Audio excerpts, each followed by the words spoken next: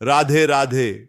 आप सभी देवियों और सज्जनों का आज के इस बेहद खास और पवित्र कार्यक्रम में हृदय से बहुत बहुत स्वागत है। जीवन की इस भागदौड़ में हम अक्सर उस परमपिता परमात्मा को भूल जाते हैं जिसने हमें यह सुंदर जीवन दिया है, लेकिन हमारे हिंदू धर्म में व्रत और त्योहार वह सुंदर अवसर होते हैं जो हमें वापस हमारी जड़ों से जोड़ते हैं, ईश्वर के करीब लाते हैं और हमारे मन को शांति और सकारात्मक ऊर्जा से भर देते हैं। आज हम एक ऐसे ही महासंयोग और अत्यंत मंगलकारी दिन के बारे में विस्तार से चर्चा करने जा रहे हैं। यह दिन है चैत्र पूर्णिमा और श्री हनुमान जयंती का। हिंदू नववर्ष यानी विक्रम संवत का यह पहला महीना होता है, चैत्र का महीना, और इस महीने की पूर्णिमा अपने आप में अत्यंत शक्तिशाली और पुण्य फलदायी मानी जाती है। और सोने पर सुहागा यह है कि इसी पावन दिन पर हमारे संकट मोचन महाबली श्री राम भक्त हनुमान जी का जन्म भी हुआ था। इसलिए यह दिन भक्ति, शक्ति और मुक्ति का एक अद्भुत त्रिवेणी संगम बन जाता है। आज के इस पूरे वीडियो में हम बहुत ही गहराई से हर एक पहलू पर बात करेंगे। साल 2026 में यह पावन पर्व कब मनाया जाएगा, सही तिथि और शुभ मुहूर्त क्या रहेगा, क्योंकि अक्सर तिथियों को लेकर हमारे मन में बहुत दुविधा रहती है। इसके साथ ही हम जानेंगे चैत्र पूर्णिमा और हनुमान जयंती की अत्यंत सरल लेकिन अचूक पूजा विधि जो आप आसानी से अपने घर पर कर सकते हैं। और सबसे महत्वपूर्ण बात जो अक्सर लोग पूछते हैं कि इस पूर्ण व्रत में हमें क्या खाना चाहिए और किन चीजों का पूरी तरह से परहेज करना चाहिए, क्या खाएं और क्या ना खाएं। यह जानकारी आपके व्रत को सफल बनाने के लिए बहुत ही जरूरी है। तो आप सबसे अनुरोध है कि मन को शांत करके पूरे ध्यान से मेरी इन बातों को सुनिएगा, क्योंकि अधूरा ज्ञान कभी फलित नहीं होता। सबसे पहले बात करते हैं साल 2026 में चैत्र पूर्णिमा और हनुमान जयंती की सही तिथि के बारे में। पंचांग के अनुसार चैत्र माह के शुक्ल पक्ष की पूर्णिमा तिथि का आरंभ 1 अप्रैल 2026 की सुबह लगभग 7:06 पर हो जाएगा और यह पूर्णिमा तिथि अगले दिन यानी 2 अप्रैल 2026 की सुबह 7:41 तक रहेगी। अब हमारे हिंदू धर्म में उदया तिथि का बहुत अधिक महत्व होता है। उदया तिथि यानी जिस दिन सूर्योदय के समय जो तिथि होती है उसी तिथि को पूरे दिन के लिए मान्य माना जाता है। इसलिए व्रत, पूजा, स्नान और दान की जो पूर्णिमा है और जो हनुमान जयंती का पावन पर्व है वह 2 अप्रैल 2026 दिन गुरुवार को ही मनाया जाएगा। गुरुवार का दिन भगवान श्री हरि विष्णु का दिन होता है और पूर्णिमा भी श्री हरि को ही समर्पित है। साथ ही हनुमान जी जो कि श्री राम के अनन्य भक्त हैं और राम जी विष्णु जी के ही अवतार हैं, तो यह गुरुवार का दिन इस हनुमान जयंती और चैत्र पूर्णिमा को और भी अधिक प्रभावशाली और शुभ बना रहा है। अब हम बात करते हैं इस दिन की पूजा विधि के बारे में। सबसे पहले हम चैत्र पूर्णिमा की सरल पूजा विधि को समझेंगे और उसके बाद हनुमान जी की पूजा विधि पर आएंगे। पूर्णिमा के दिन सुबह बहुत जल्दी उठना चाहिए, हो सके तो ब्रह्म मुहूर्त में उठे। ब्रह्म मुहूर्त यानी सूर्योदय से लगभग 1.5 से 2 घंटे पहले का समय। यह समय देवी देवताओं का समय होता है।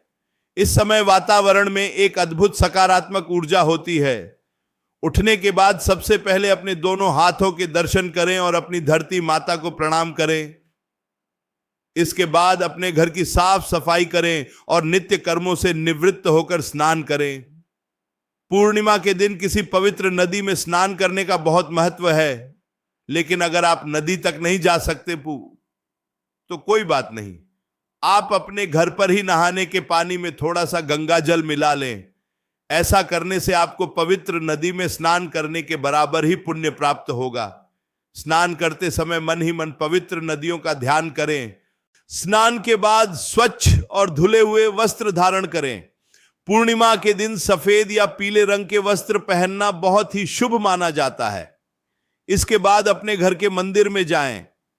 सबसे पहले भगवान गणेश जी का ध्यान करें, क्योंकि किसी भी पूजा की शुरुआत प्रथम पूज्य गणेश जी से ही होती है। इसके बाद हाथ में थोड़ा सा जल, पुष्प और अक्षत लेकर अपने व्रत का संकल्प लें। संकल्प का अर्थ है ईश्वर के सामने अपनी इच्छा और अपनी श्रद्धा प्रकट करना कि हे प्रभु, मैं आज चैत्र पूर्णिमा और हनुमान जयंती का व्रत पूरी श्रद्धा और नियम के साथ करूंगा या करूंगी। कृपया मेरे इस व्रत को निर्विघ्न पूर्ण करने की शक्ति प्रदान करें। संकल्प लेने के बाद उस जल को धरती पर छोड़ दें। अब एक लकड़ी की चौकी लें और उस पर एक साफ पीला या लाल कपड़ा बिछाएं। इस चौकी पर भगवान श्री सत्यनारायण, जो कि भगवान विष्णु का ही रूप है, उनकी प्रतिमा या चित्र स्थापित करें।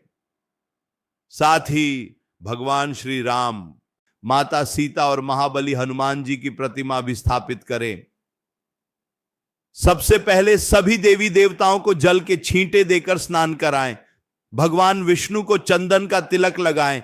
हनुमान जी को लाल सिंदूर और चमेली के तेल का चोला अर्पित करें या केवल सिंदूर का तिलक लगाएं। भगवान विष्णु को पीले फूल बहुत प्रिय हैं, तो उन्हें पीले फूल अर्पित करें और हनुमान जी को लाल फूल, जैसे कि लाल गुलाब या गुड़हल का फूल चढ़ाएं। पूर्णिमा की पूजा में तुलसी दल का बहुत अधिक महत्व है।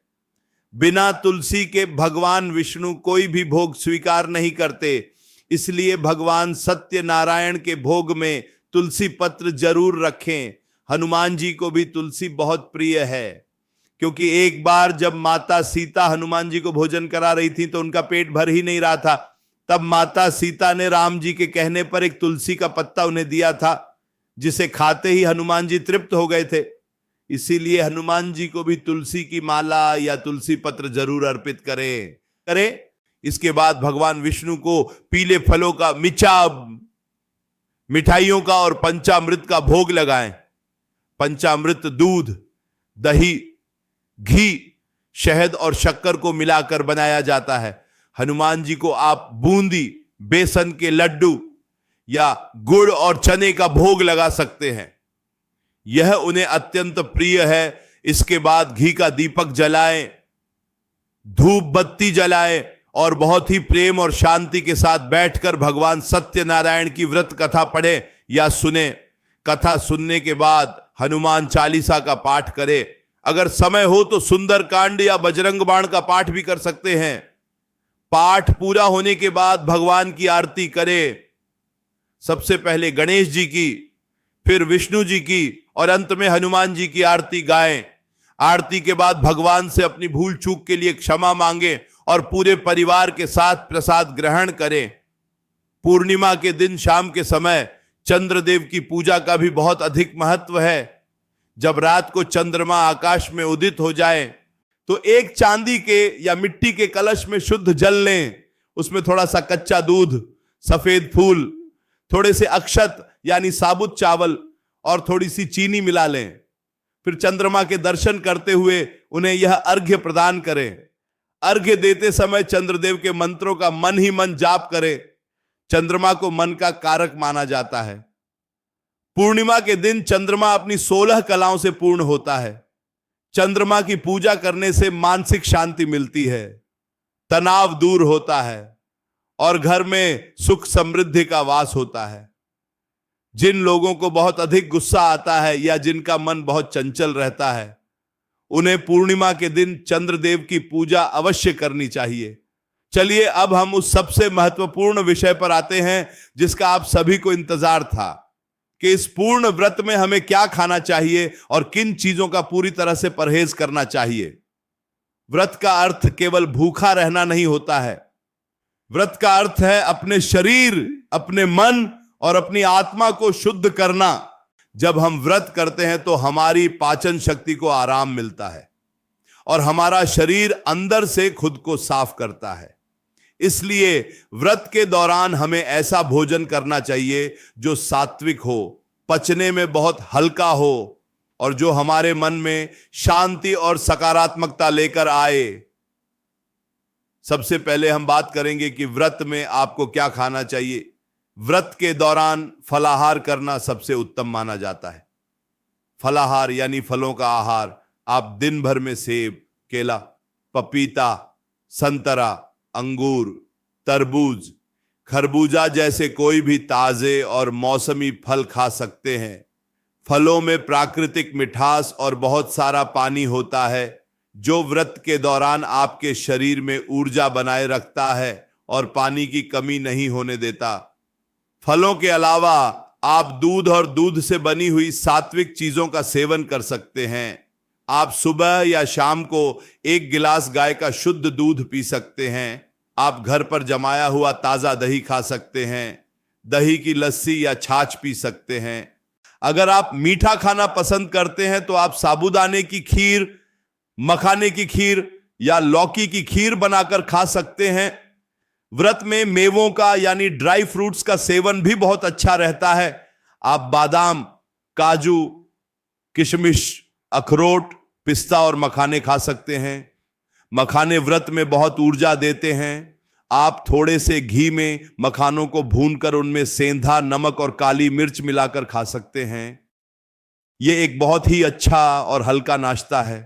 अगर आप केवल फलों और दूध पर व्रत नहीं रख सकते और आपको कुछ ठोस आहार चाहिए तो आप व्रत वाले अनाज का उपयोग कर सकते हैं, जैसे कि साबूदाना, कुत्तू का आटा, सिंघाड़े का आटा, राजगिरा यानी चौलाई और समा के चावल। आप समा के चावल की खिचड़ी बना सकते हैं। कुत्तू या सिंघाड़े के आटे की पूड़ी, पराठा या चीला बना सकते हैं। साबूदाने की खिचड़ी या वड़ा भी व्रत में बहुत चाव से खाया जाता है। सब्जियों में आप आलू, शकरकंद, लौकी, अरबी, कद्दू और कच्चा पपीता खा सकते हैं। इन सब्जियों को बनाते समय आप मूंगफली का तेल, देसी घी या सूरजमुखी के तेल का इस्तेमाल कर सकते हैं। मसालों में आप केवल जीरा, काली मिर्च, हरी मिर्च, अदरक और सेंधा नमक का ही उपयोग करें। व्रत में साधारण सफेद नमक का प्रयोग बिल्कुल भी नहीं करना चाहिए। हमेशा सेंधा नमक, जिसे पहाड़ी नमक या रॉक साल्ट भी कहते हैं, उसी का प्रयोग करें।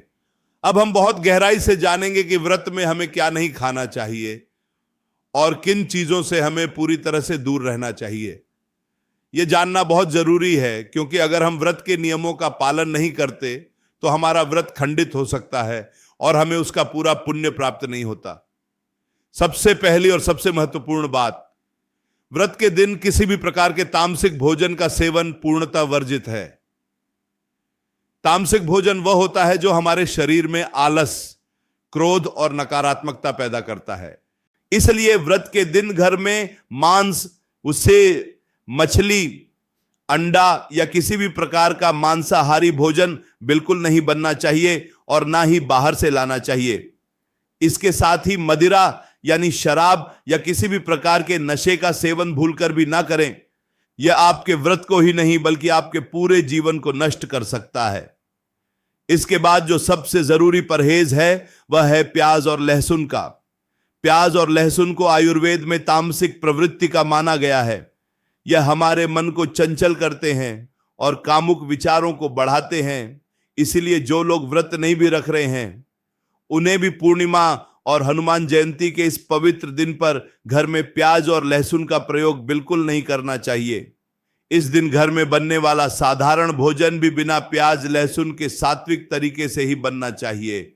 इसके अलावा व्रत रखने वाले व्यक्ति को किसी भी प्रकार के साधारण अनाज का सेवन नहीं करना चाहिए, जैसे कि गेहूं, चावल, दालें, बेसन, सूजी, मैदा, बाजरा, मक्का आदि।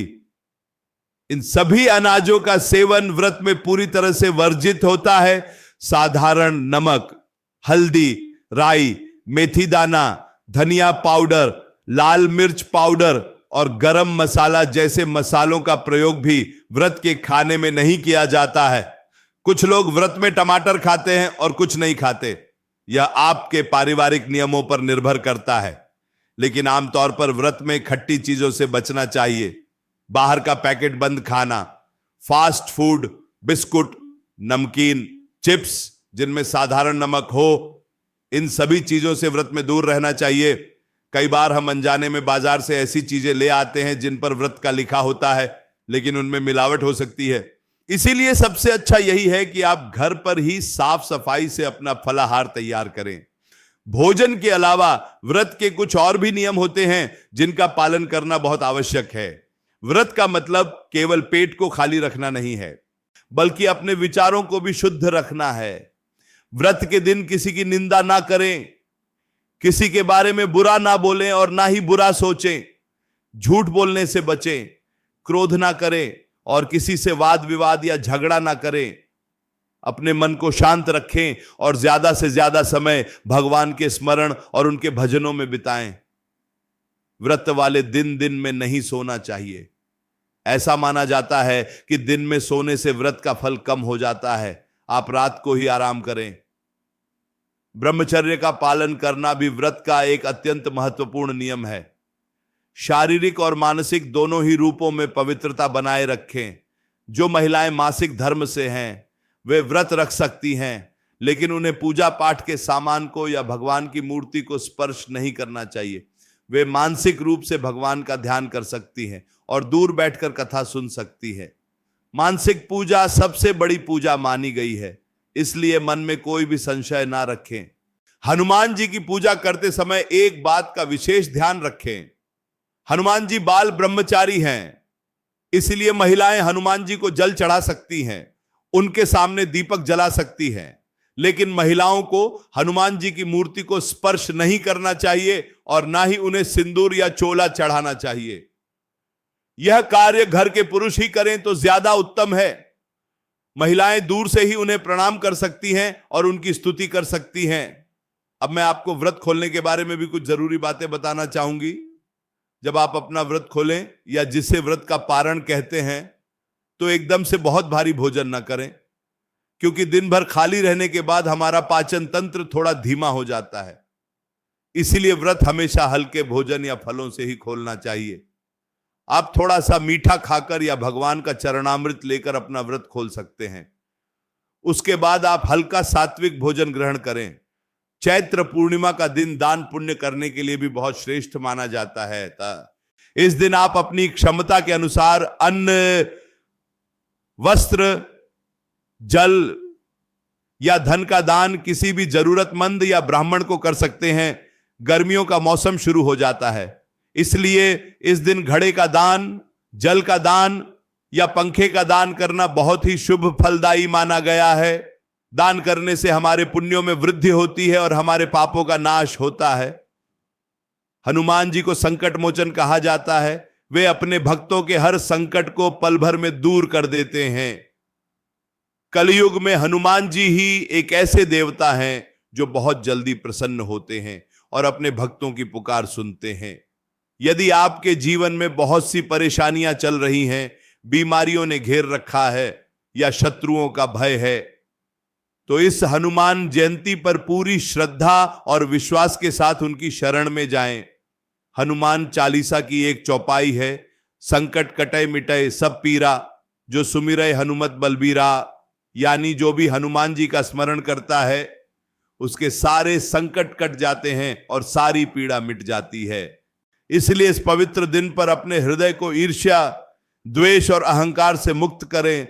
जब हम खाली बर्तन लेकर जाएंगे तभी तो उसमें ईश्वर की कृपा भर पाएगी। अपने मन के कलश को साफ करें और सच्चे भाव से श्री राम और हनुमान जी का गुणगान करें।